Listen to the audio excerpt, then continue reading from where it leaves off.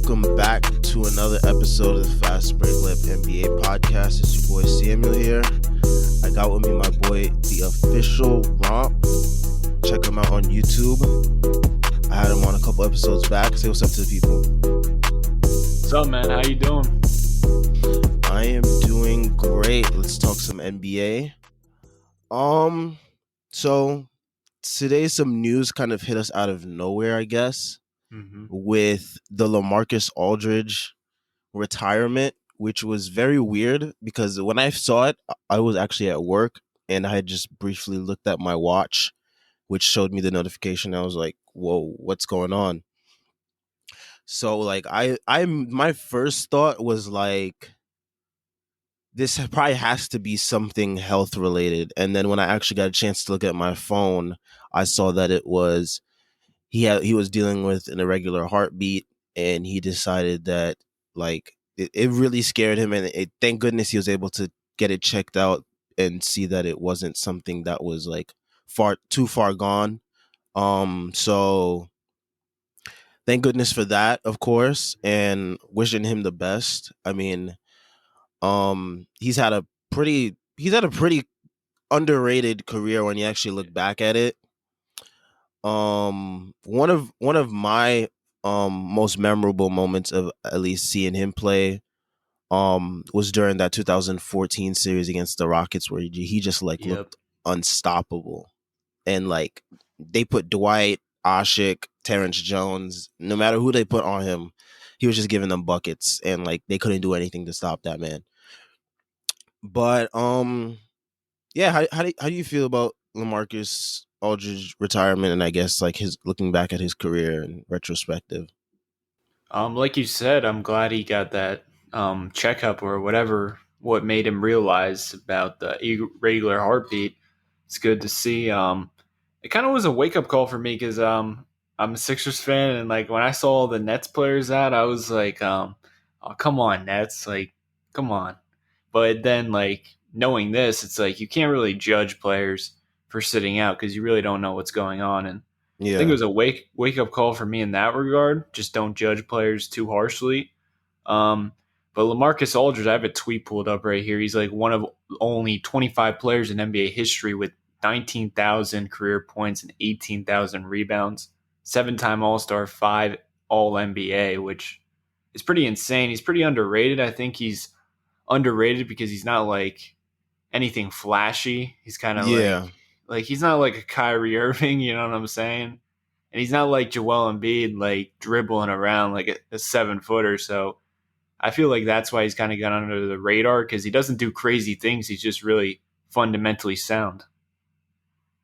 Yeah, for sure. And like one thing that kind of like pushed him away, I guess, from being recognized as like such a top talent was like I guess the shift in the game of basketball, where like he like in that 2014 series he was playing power forward next to Robin Lopez in the starting lineup, but like nowadays he would be the starting center, and that's something that he was really adverse to, especially in San Antonio. Like it really took them a while to get him to buy into playing the center spot. So like I think that's one thing that like kind of like shifted the perception of LaMarcus around the league, because like as we saw like now he like we saw now like he was getting like bullied in the paint by like Andre Drummond, and like in like switch schemes he's not really the best defender in switch situations where he has to come out and defend like guards and stuff in the open floor. So it was already really tough for him. And like that shift kind of came out of nowhere. I think if we were still playing the way like he was in 2014, and like if basketball still played the same way, I think he would be recognized more. He would be recognized the right way that he should have been recognized all along. One thing that stood out to me, I have this tweet from our guy Noah. He put up this thread about Lamarcus Aldridge. And like he was a really good playoff performer. 3 40+ point playoff games, 8 30+ point playoff games, and 20+ point playoff games. So like he always showed up in the playoffs. He was always he was always able to score and dominate in that fashion. So I mean, he'll probably make the Hall of Fame, right? Mm-hmm. Probably. Yeah. So I mean, shout out to Lamarcus on uh a plentiful career and wishing him the best of luck going forward. I know if the Nets win this year, he'll probably also receive championship ring. So that would That's good probably for be, him. yeah, that would be good for him. Yeah. Um, moving on to continuing with the Nets, I guess we can stay here. Your Sixers took on the Nets last night, and it was looking like a blowout for most of it, I guess. Yeah. It was looking like a blowout for at least like most of the third and then like a good portion of the fourth. And then all of a sudden, the Long Island Nets started a comeback without Kyrie Irving, without Joe Harris. There was already no Kevin Durant, of course, no Lamarcus, no Blake, no Harden. It was like Shamit, TLC, Yeah. Claxton. I forget who else was on the floor at the time. I think Jeff Green maybe was on the court too. But it was really a squad that, like, if most contenders were playing against them, they would probably have them on the ropes just as you did. But it seems that you guys kind of like let go of the gas. Um, I was able to catch that part because I was like flipping between channels of like watching my Knicks and then watching that game because I was interested to see what would happen. But yeah, it seems like you guys just let off the gas. The team's defensive intensity like dropped all the way. It wasn't there all night. It wasn't there, but there was like glimpses during that like run where you guys were like extending the Yeah, lead. yeah. Like I remember there was this play where Ben Simmons caught a pass in the passing lane, came in for a dunk. I remember that play specifically. But there were moments that you guys showed the defensive intensity, but it wasn't there all night because like the Nets were just getting whatever they wanted basically, and Kyrie was having his way with Matisse and Simmons and whoever else they put on him. So I mean, one thing I would have liked to see from the Sixers is at least throw some doubles his way because I noticed that when my Knicks played them, at least the last time we played them, one thing that worked was getting the ball out of Kyrie's hands very early in the clock, late in the game, because he'll either one time he threw a pass out of bounds, the other time he threw the pass to someone else and he didn't really get the ball back, so the Nets didn't score. But that only works when they're playing without like Harden or Kevin Durant. So Yeah. but what did you think of your team's performance against the Nets? I know this is probably like an Eastern Conference playoff Um, preview, but yeah. Yesterday I kind of was not watching too in depthly because I could tell like the Sixers they weren't really there mentally because they were probably pissed off with all the Nets players not playing. So they were kind of just coasting, and then they got that big lead. As you said, the defensive intensity picked up to get that lead. Embiid was playing like himself. But other than Embiid, Tobias had a good game. Ben was kind of just there like usual. But I didn't really look too deeply into them coming back because Doc just kind of took them out too early. I think it was a mismanagement by him, and it happens. The pedal was they took their foot off the pedal. I'm trying to say, and they let him back in it. And the Nets were playing like G League guys, so you know they're going 110%, trying to make a name for themselves. While the Sixers, when Embiid got back in, you could kind of tell like he was like, "Oh, I don't want to get injured." So they that I'm not taking too much from that game, but what did scare me towards the end of the game, I don't know if you saw this. Ben Simmons was bringing the ball up the court, and they were literally not even guarding him. They were just doubling Embiid, and as he was passing to Embiid, Embiid was already doubled. And like right there is just a scary feeling for me as a Sixers fan because I know um, the better Eastern Conference opponents are gonna double Embiid every single time they can. They're not gonna care about Ben Simmons because he's a liability on offense, and you got to put him in the short corner because if he's at the top of the key, teams are going to double him like the Nets were doing, and those were freaking G League guys. They had the awareness to do that. So imagine if you're playing against real NBA players. That's the thing that scares me. But I think the adjustment to that is putting George Hill at the point guard or Shake Milton, and then just send Ben Simmons into the short corner where maybe he can get an offensive board. But that's what scares me about the Sixers, the half court offense, and Ben Simmons. That's my only problem with the Sixers right now. Yeah, I noticed they were feeding Embiid a lot in the post late in the game, and someone on Twitter was saying like this style of ball isn't going to work in 2021, especially with when you have a guy like Ben Simmons on the court, like you said, where they were just like completely ignoring him. They're just going to double him every time in the post, and I'm not sure if Embiid is that type of player where like Nah, he's he not can good pass out enough of of a double passer. teams. Really, yeah, exactly. I don't think he's really that good of a passer out of double teams. I mean, I noticed on my team itself, Julius Randle, he gets doubled a lot in the post, and he's actually become a lot better over the year from passing out of the double team. So I feel like that's something that you have to work on He can make the because easy pass, but he can't make like the cross court pass. Like he has a couple times this year, he has improved his passing, but it's not like Jokic level, so you could still double him. yeah, like even Julius Randle, sometimes he gets like caught in like those doubles, and then sometimes he gets a turnover. But like he is able to make that cross court pass that a lot of guys aren't able to make, and that's something that I couldn't say of him last year. So I feel like maybe that's something Embiid would probably have to work on.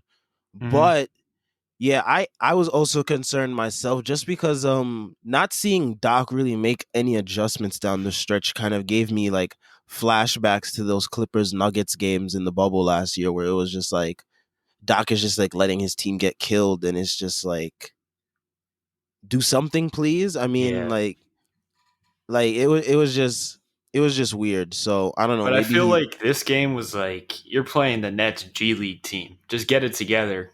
That's why I think he didn't make adjustments because he didn't even put Tobias Harris back in because he said Tobias was kind of limping, and he was like, "We could beat them without him." So I feel like that had to do with it. But yeah, definitely more adjustments would have been nice. yeah, and I mean you probably definitely didn't want to have Embiid come back in there, especially after that weird landing. I think it was in like the Yeah, second you see quarter. It that was. brace on him, bro? Yeah, it's a really big brace. So like How's after he seeing doing when him, he's doing? yeah, I have no idea, but yeah, it probably was probably concerning to a lot of you Sixers fans that were probably like, man, we had this game in the bag, and now we have to bring Embiid off the shelf when we could have gave him a nice little rest. Um, but yeah, on the Nets side of things. The one thing about the Nets, like a lot of people make a big deal of their defense cuz yeah, that is one problem that they do have. They do give up a whole lot of points. I mean, my Knicks are one of the more putrid offenses in the league, and we were still able to get well over 110 a couple times on them. So, their defense is really bad.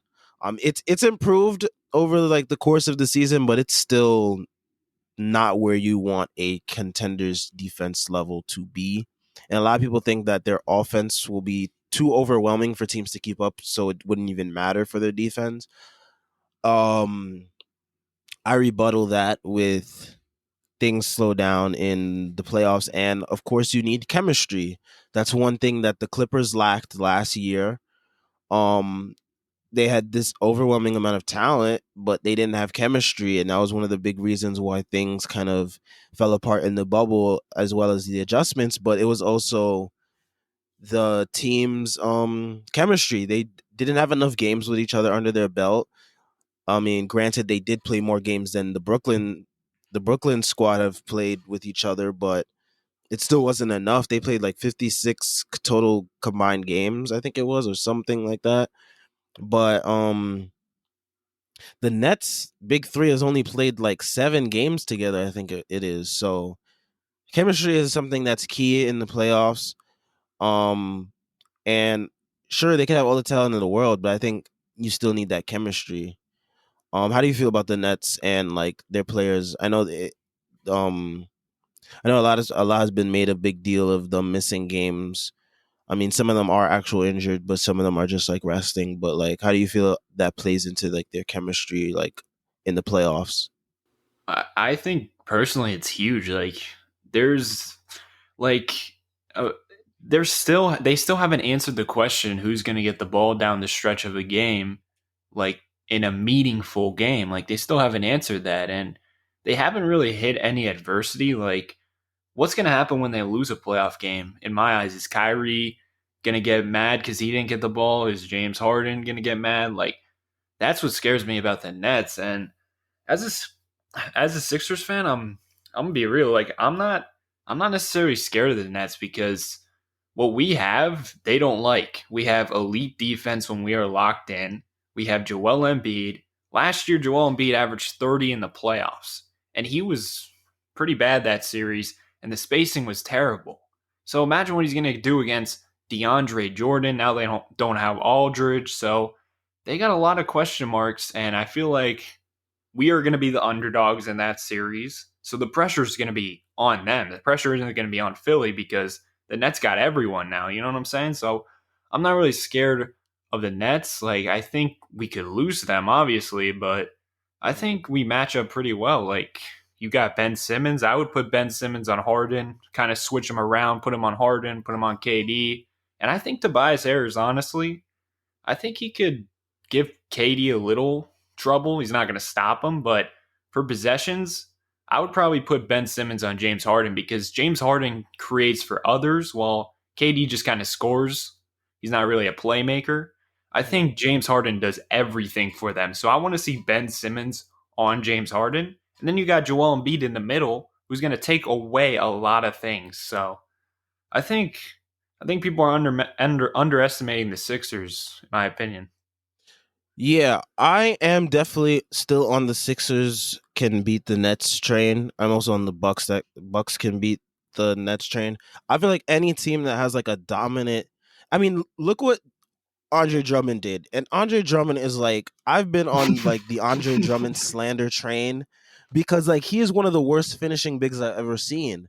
And he was making like quick work of their bigs down low and it was just like is It's Andre Drummond like what if Andre Drummond is gonna do that? Imagine what Giannis is gonna do. Giannis has improved his inside game. He's improved his footwork in the post and whatnot. He's worked on things. Like he's not the same Giannis from last year. I also don't think that the Nets have the capable. People are like, "Oh, build the wall." Show me the defenders on the Nets that are capable of building a wall. For they're you gonna to have build a wall KD, against Kyrie, and Giannis, Harden. yeah, exactly. For It's- you to build a wall against Giannis, you have to have the personnel first. Then you can implement the strategy. You can't implement the strategy without the personnel. And that's one thing that bothers me when people say that stuff. So Giannis, I feel like Giannis could have his way down low in the paint. He's improved greatly. They also have Drew Holiday and Chris Middleton who have provided ample backup for him, as well as like DiVincenzo. Getting PJ Tucker, I feel, was also huge because it helps see them play a little, not really small ball because um Giannis is like 6'11", 7 foot, so it's not really small ball, but it still allows them to play Giannis at the five, which is something I've been waiting for the Bucks to like exploit for a while. Maybe it just took getting this trade done.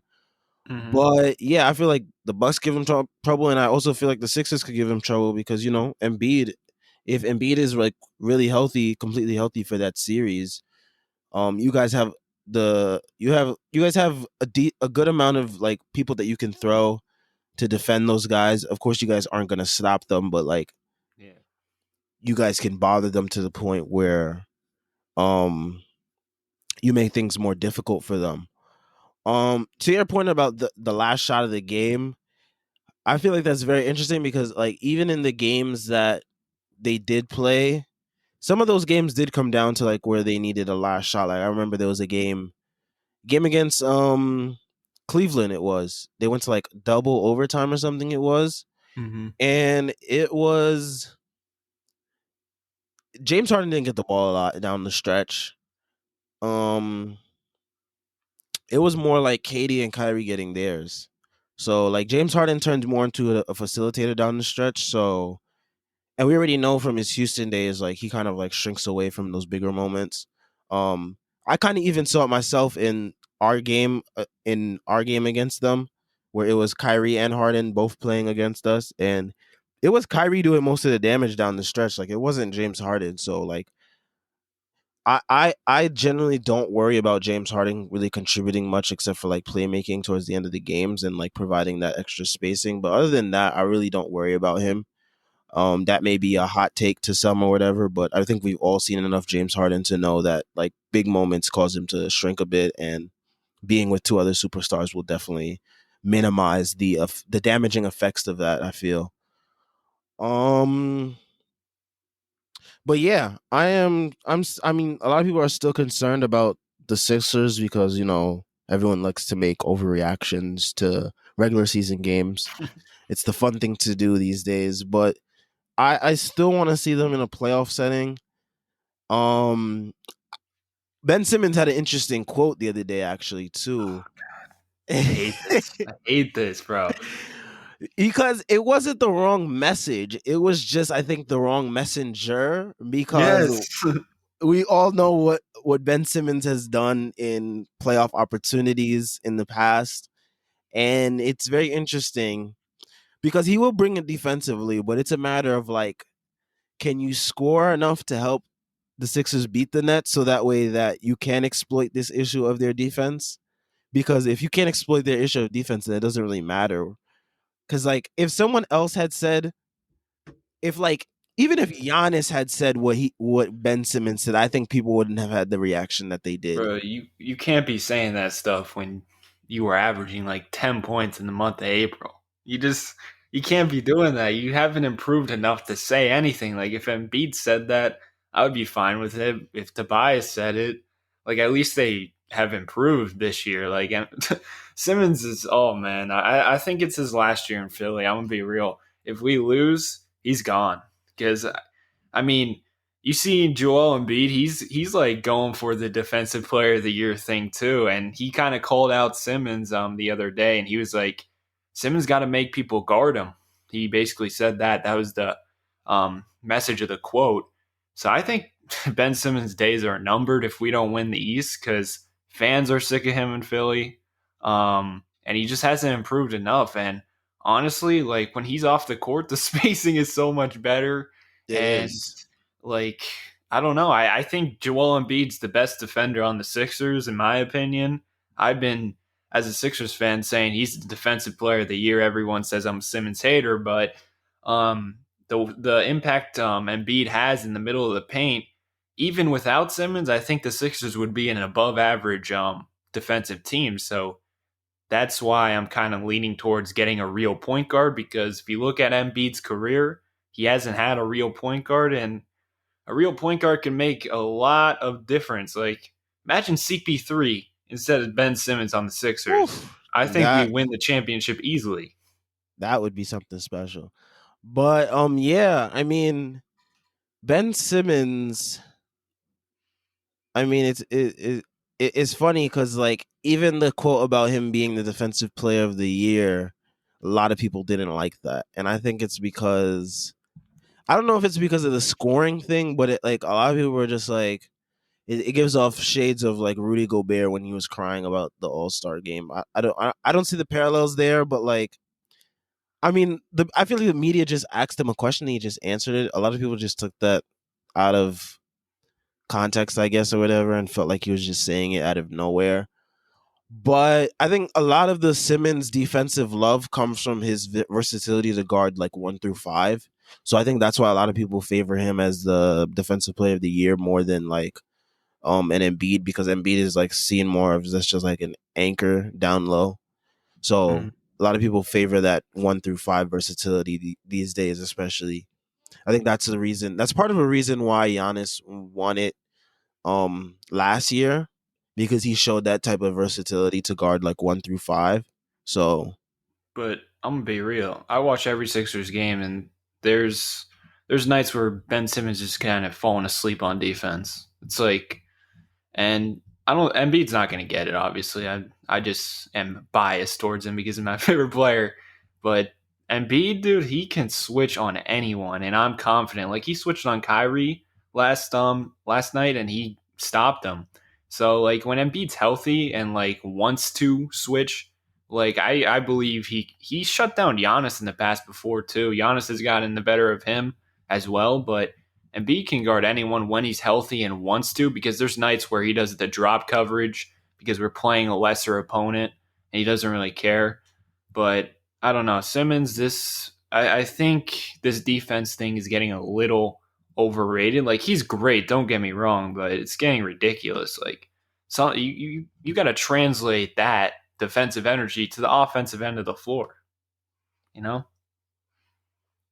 Yeah, I totally agree. Um, Speaking of MVP, since we're talking about Embiid, they released ESPN's MVP straw poll, and Jokic got a whopping 90 out of 101 first place votes. How are you feeling about that?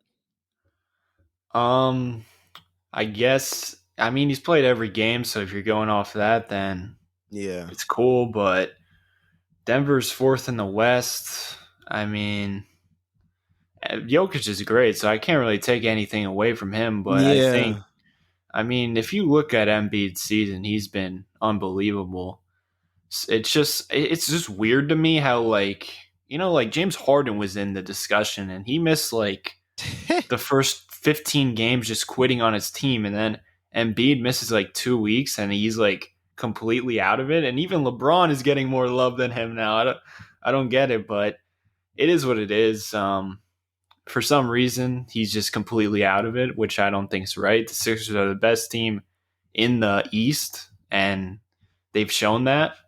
Record wise, you could say the Nets are better if you want to, but I think it's still a race. If Embiid finishes out strong, I think there's going to be voters, and you got to keep in mind, Embiid does it on both ends of the floor. So Yeah, that's all I got to that's say. yeah, that is one thing to take into consideration as well. I think Embiid just needs like that one signature performance to like really like remind people, because we only have like a couple weeks left in the season. So he needs like one signature moment just to remind everybody, refresh everybody's memory, because he was out for a couple weeks, and the NBA's memory is very short term. They only remember the here and now. They don't remember what you were doing for the whole year, for at least the moment. So yeah. Um Speaking of the Nuggets, unfortunately, they did lose Jamal Murray to a torn ACL. I think we all know, when we saw that injury happen, that it was probably the ACL that was torn, just based on like the way he looked, and we know that he just missed the previous 4 games with knee soreness, and probably overcompensation or just playing too many minutes. I thought that he shouldn't have even been in the game, because they were down and it was like basically garbage time.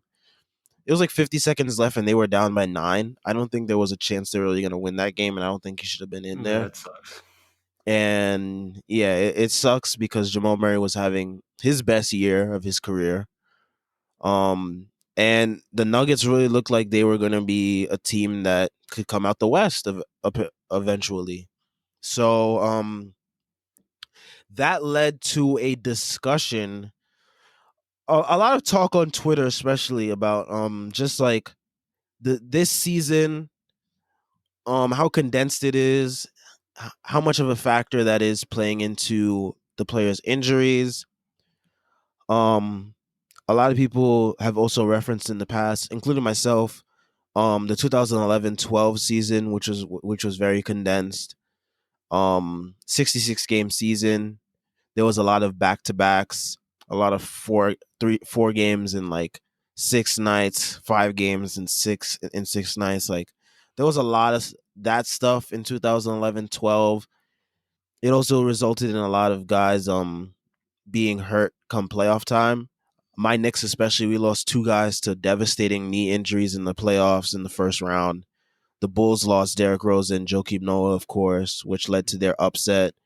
So, and even the Heat, they didn't have Chris Bosh for a good portion of that playoff run. So I mean, we've seen this play out before. Especially even in 1999, that was a really condensed season. There were like triple back to backs where there was like back to back to backs. Um, Games teams would play like so many games in like 1 month time frame. It was ridiculous back then. A lot of injuries. My Knicks, of course, by playoff time, Patrick Ewing had torn his Achilles or whatever it was.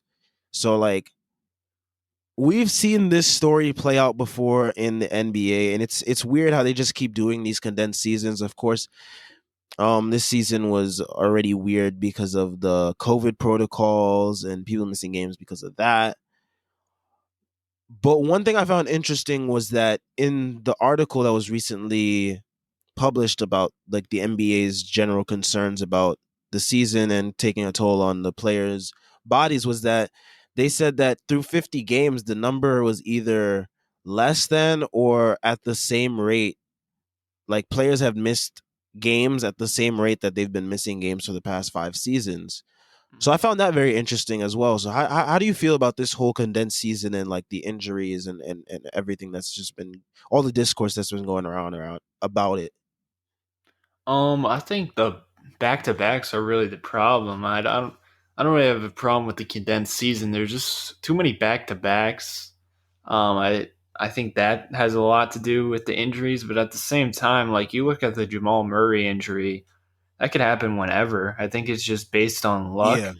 and that's just like the truth of it. Like injuries can happen whenever, and if you kind of look at who's injured, like Anthony Davis has had injury issues in the past. Embiid has too. LeBron really hasn't, obviously, but Yeah, that a was lot the of the one people weirder one. injured.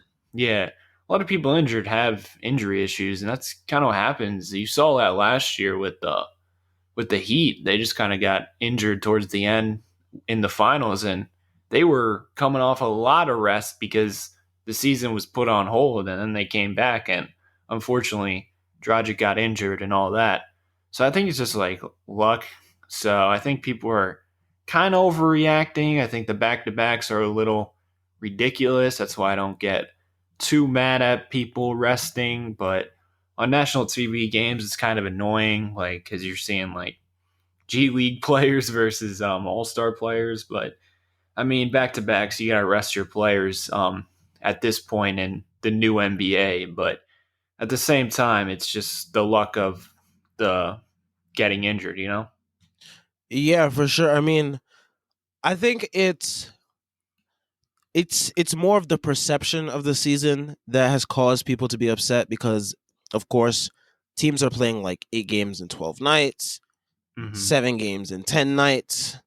It's like really ridiculous. Like there's like a back to back almost like every point of the way. And a lot of it has to do with actually teams having their games postponed in the first half because of protocols and not having the right amount of players and whatnot. So that's a big reason of the back to backs. So it was kind of inevitable that there were back to backs in the second half of the season for a lot of teams. Um, but yeah, like I said before, it's like the perception of the season because there's so much going on. It gives off the perception that there are more injuries when it's actually not. It's actually about the same as before. Like there hasn't been a point this season where I mean, I think it's more annoying because it's a lot of stars getting hurt. Yeah. Maybe in the previous years it was like role players and secondary players that were getting hurt more. So you didn't really see stars. But even in the past, there were still stars that were like out for extended periods of time. Like even last year, we had Kyrie out for most of the year. Katie was out the whole year. Like we've had stars. We had Clay miss all of last year. Steph missed most of last year. There were a lot of injuries last year, and like there was no one really saying, "Oh man, screw the NBA schedule. That's what caused all Yeah. these injuries." So I mean, injuries are always happening, and one thing that also that contributes to these injuries, I tweeted about it last night was these players they're constantly training nonstop, like their schedules even in the off season. They don't give their bodies a legit enough time to rest, I think. And also I read something about I read an article about like the way kids are starting high level training in sports at such an early age also contributes to them getting injuries earlier. So like I think all those factors and the way players are just like training nonstop. I feel like those also contribute to the sudden rise in injuries. Because I know over the last like 5 years, we've seen like a boom in like players getting injured and like having severe injuries too. Like not just like knickknacks, but like torn ACLs, Achilles. I mean, we there was a whole thing where like it was like Boogie got a torn Achilles, John Wall had a torn Achilles off a home incident. Like these things just happen, and it's just like this season. Of course, it like really stinks that a lot of stars are missing games, but I think like the perception of it is just being skewed because a lot of people just aren't enjoying the season, and since a lot of stars are missing it due to injury, and the way the season is so tightly condensed, I mean, I feel like all of that is just a mixture, a combination for just what's going on right now. Yeah, um, I don't really understand like the oh screw the NBA. These schedules are terrible. Like, what are they supposed to do? At the end of the day, it's like a business. They're trying to get back on like normal path. Since COVID, so it was kind of had to be a condensed schedule. Like, It was and it just inevitable. is what it is. It's a business. Like you can't.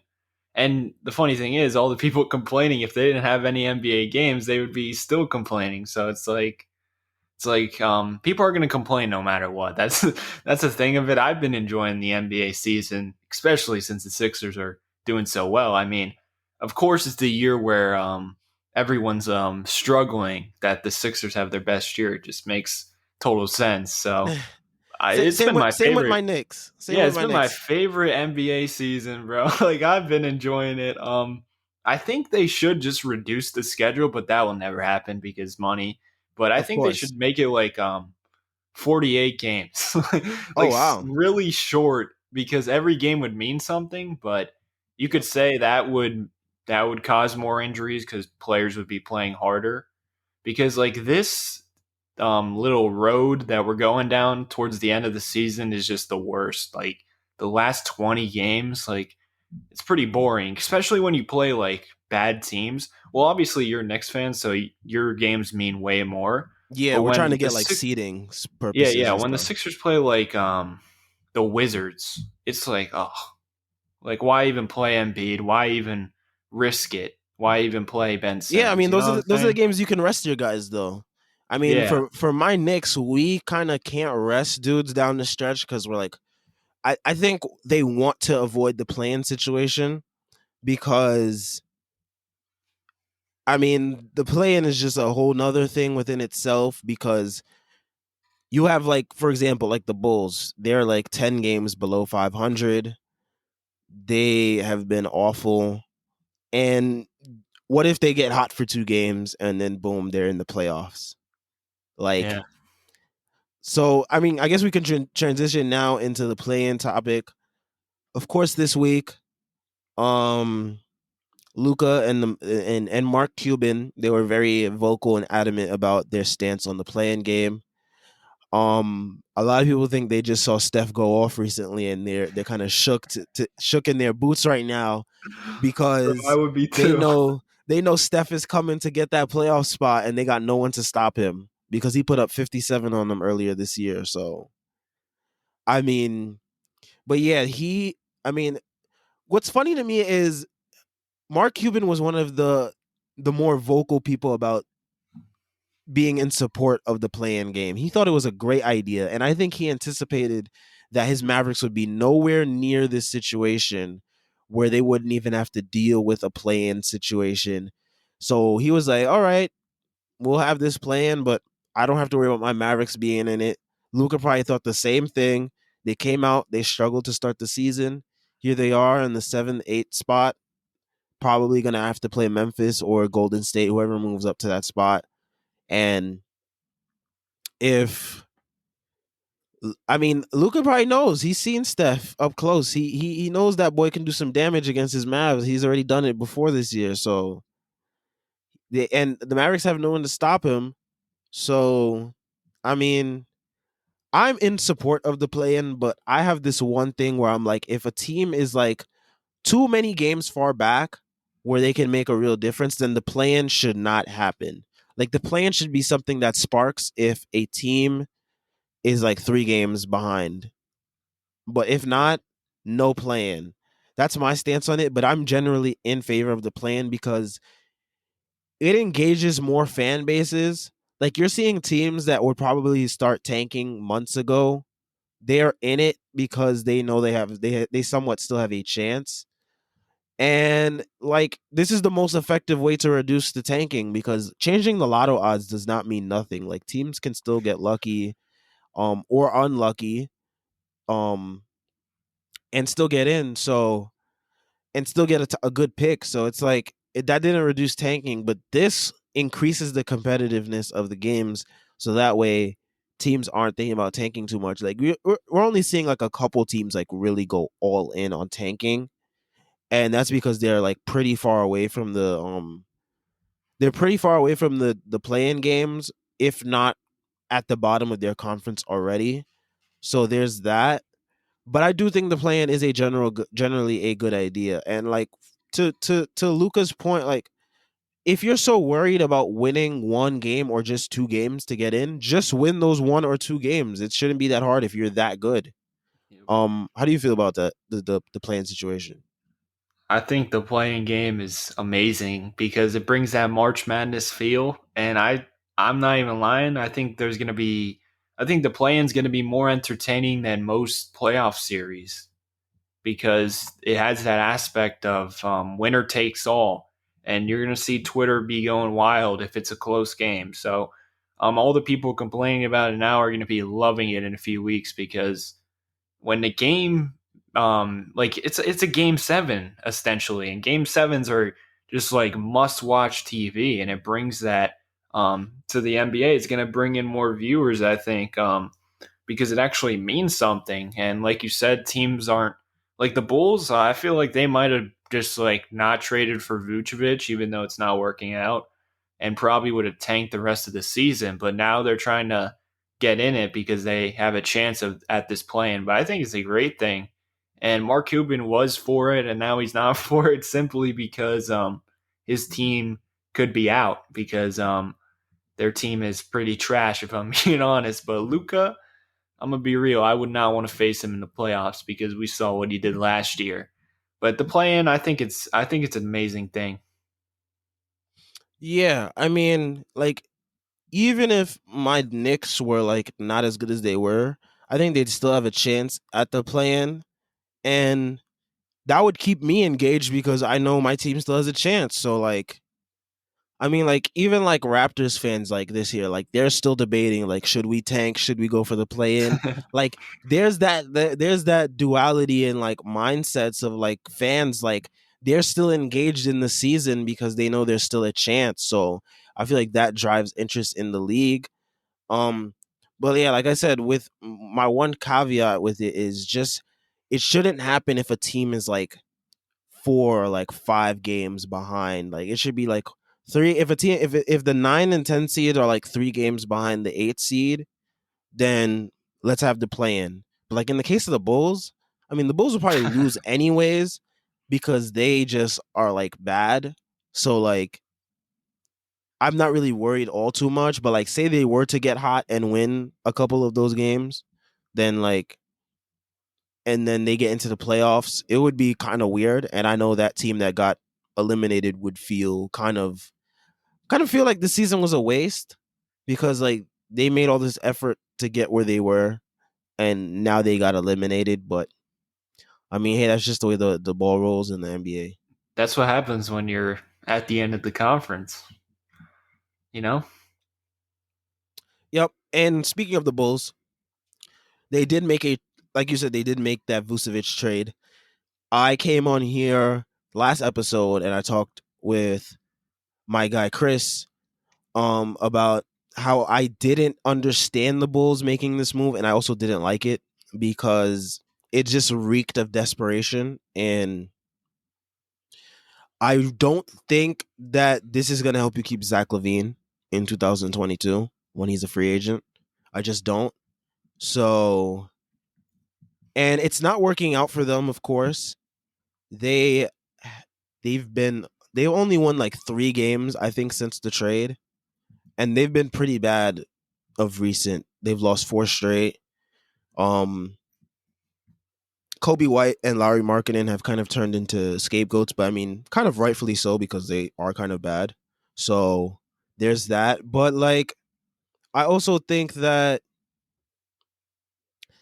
the timelines of Vucevic and Zach LaVine just don't match up with like the rest of the team as well, because like the rest of the team is like it's a mix of like guys who were just recently drafted and like a lot of and like some other vets that have been in the league a couple years. So it's a weird mix of guys, and like there's like no defense either. Like they're just letting teams score on them at will. I mean, just the other day they had the Magic beat them, and the Magic put up like over 110 points. And the Magic are one of the worst teams in the league right now. So you letting them do that to you when you're trying to fight for a playing game is just crazy to me. So how do you feel about the Bulls and like just overall what's been going on over there? It's very weird. Like it seems like Wendell Carter is just a different type of player over in Orlando, and Vucevic all of a sudden he's been doing pretty well, but it isn't resulting in winning. I don't know what's going with Chicago. Honestly, I think they should just blow everything up and just like. But the thing is, they've been trying to do that for years now. It's like they're in like a weird state because they committed to the winning now because they traded for Vucevic. So now they can't tank. It just it was a desperation move now that I think about it. And it was a weird move and it was unnecessary in my opinion. And I don't think Zach LaVine is going to stay, but if he does, I don't know. I don't know where it's going. Like Laurie Markkinen's not looking too good. Kobe White kind of reeks, and it just seems like everything in Chicago. There might be a front office issue going on. They just made a coaching change that ain't working out. So I don't know what the answer is because it seems like nothing's working. Yeah, it's very weird. It gives off the vibes that the team was kind of almost pressured into making a win now move, even though they weren't even close to even a regular playoff spot. So it was weird because like we expected Vucevic to somewhat elevate their team, but it hasn't resulted into that, and they're 22-32 now. Their last 10 games, they've went 3-7. They're on a 4-game losing streak. Zach LaVine just recently entered health and safety protocols. He's going to be out for a good portion of time, and we assume that they're probably going to fall in the standings, which kind of allows Toronto to make up their mind and fully go in for the last spot in the play-in. But yeah, I just don't understand the the Bulls thinking. There was really no need to to make the Vucevic move. It almost was like they were.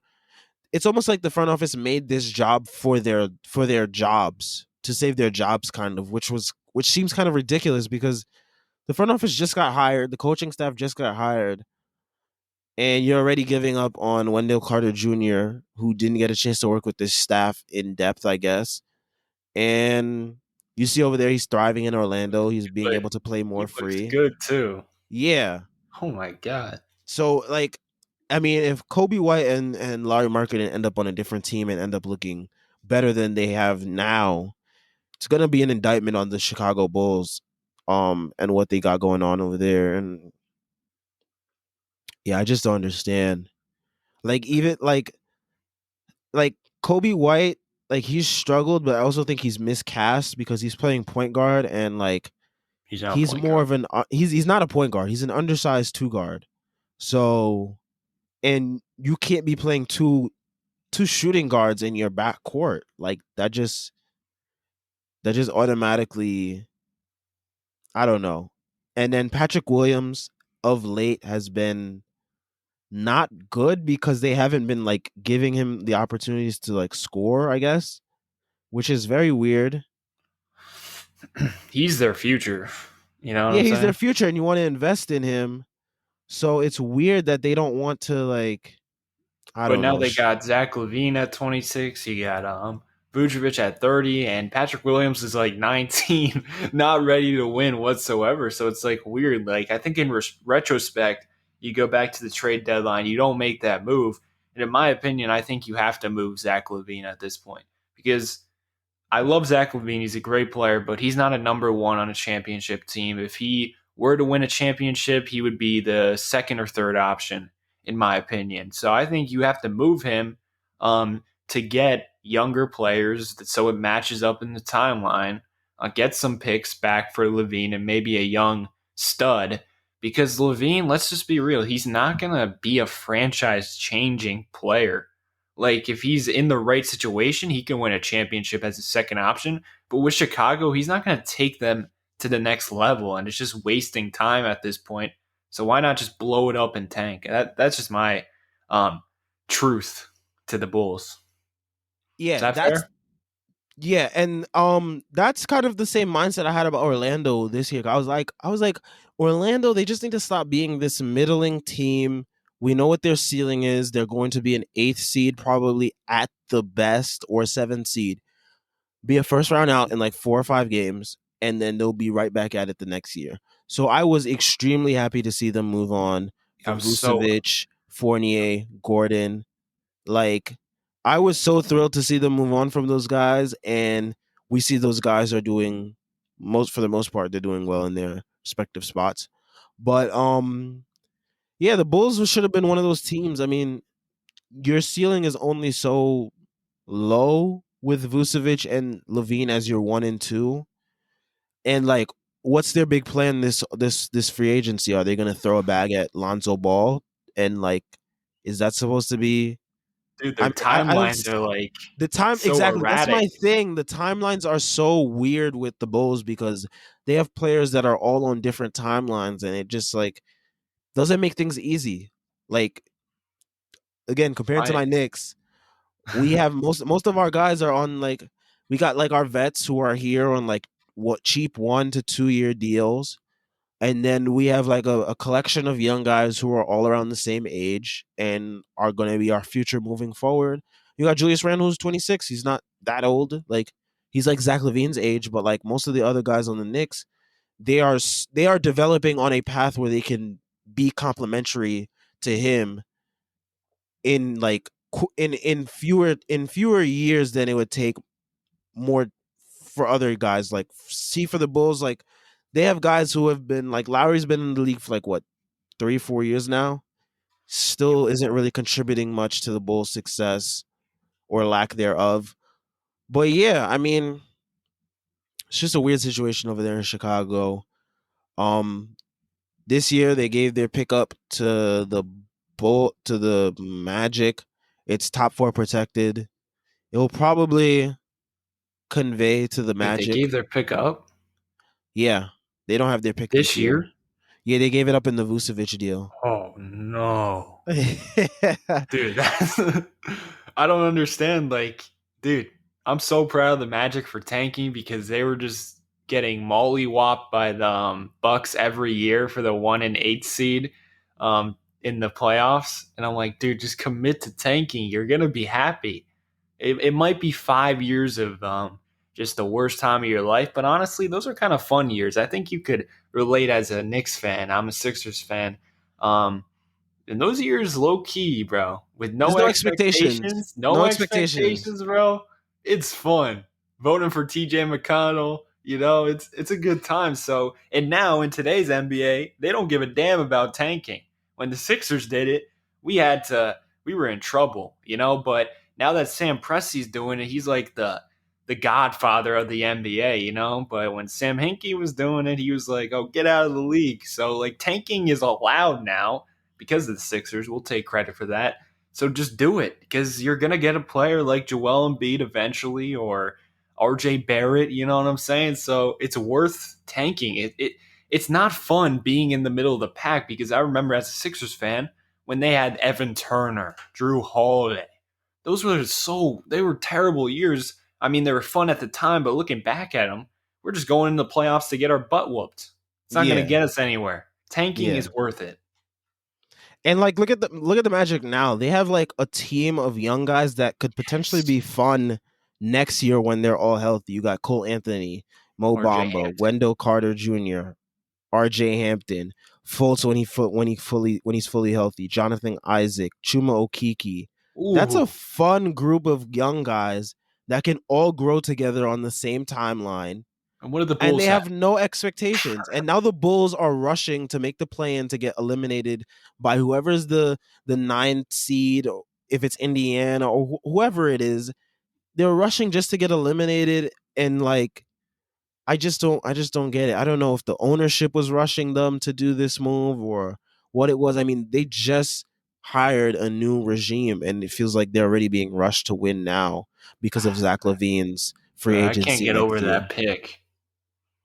I Yeah, can't believe they giving did up a that. I pick thought it this was like year is for 2022 or something. nope, is this year, and then 2023's first, I believe, as well. No, no, no. Two first It rounds? yeah, it was two first round picks. It was similar to the Porzingis deal that we did. It was like a young player and picks for a young player and picks for a veteran. Damn, bro. That's I feel bad for Chicago fans. They're expecting Zach LaVine to be like James Harden, lead your team to the third seed. And I Yeah, don't that think ain't that's possible happening. with Zach LaVine.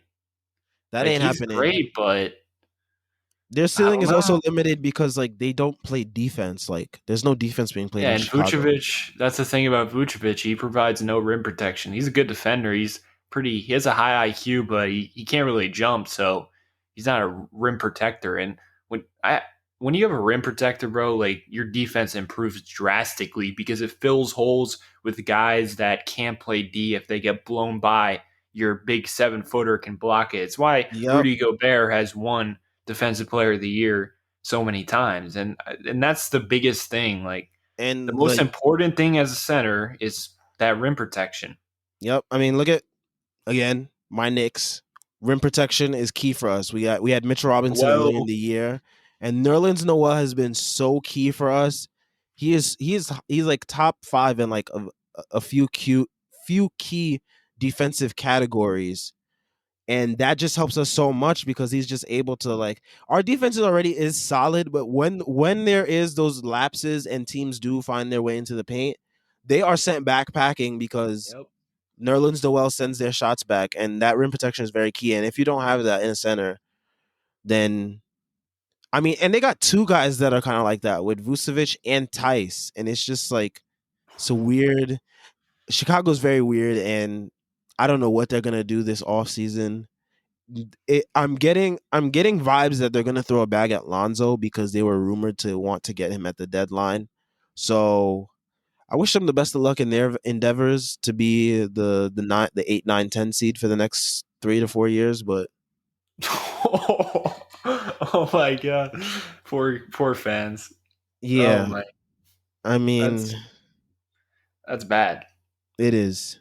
But I want to just say another thing about the rim protection. Like just having that threat at the rim, like you'll see so many times where a guard's driving and they're like, "Nah, I'm not doing this," and they'll pass it out or dribble out.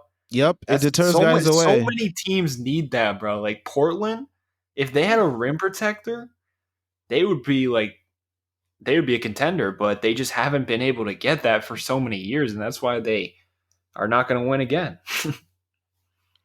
Yeah, just some quick NBA news as we wrap up. Lakers Anthony Davis cleared for full on court work.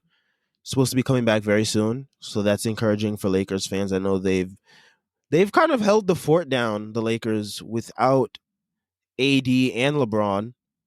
Signing Andre Drummond and Ben McLemore kind of helped them fill in those holes that was needed offensively.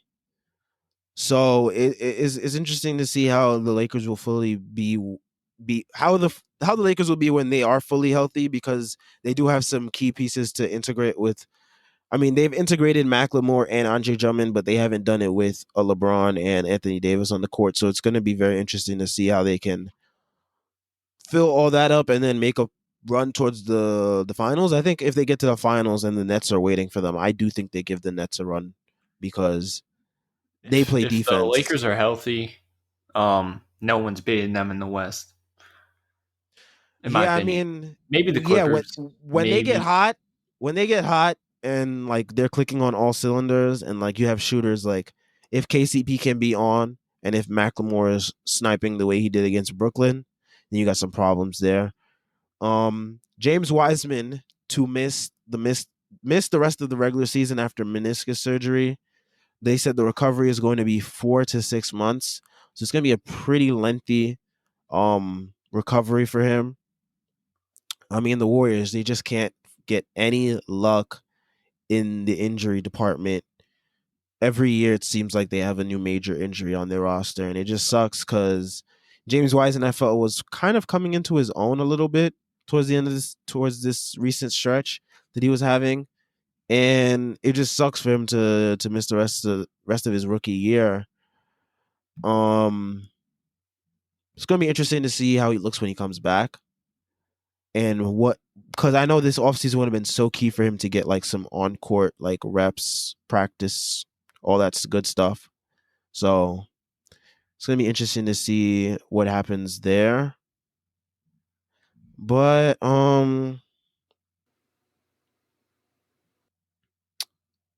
yeah, I guess anything else to touch on before we end here?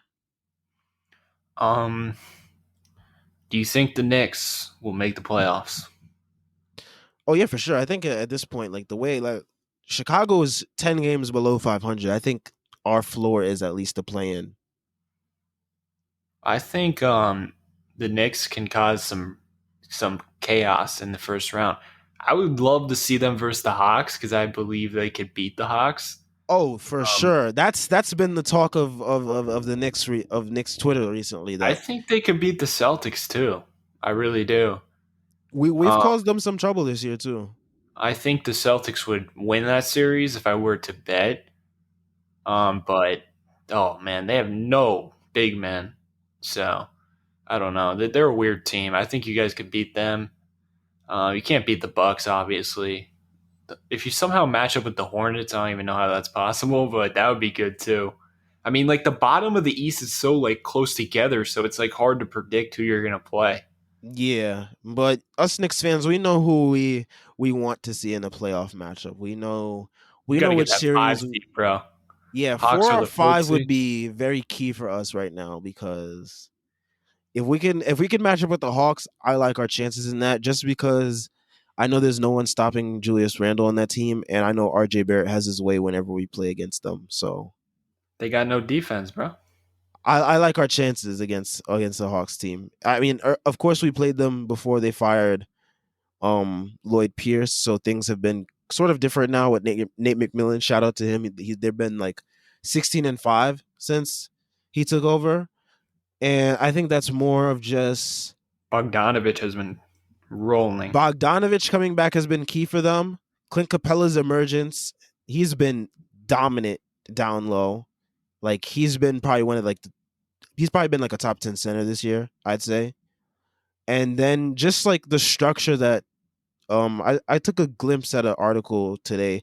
They're talking about how the difference in coaching styles can be key for a young team's success. Like you saw Lloyd Pierce, he gave the Hawks a little bit more freedom, but that wasn't it. They need more structure because they're a younger team.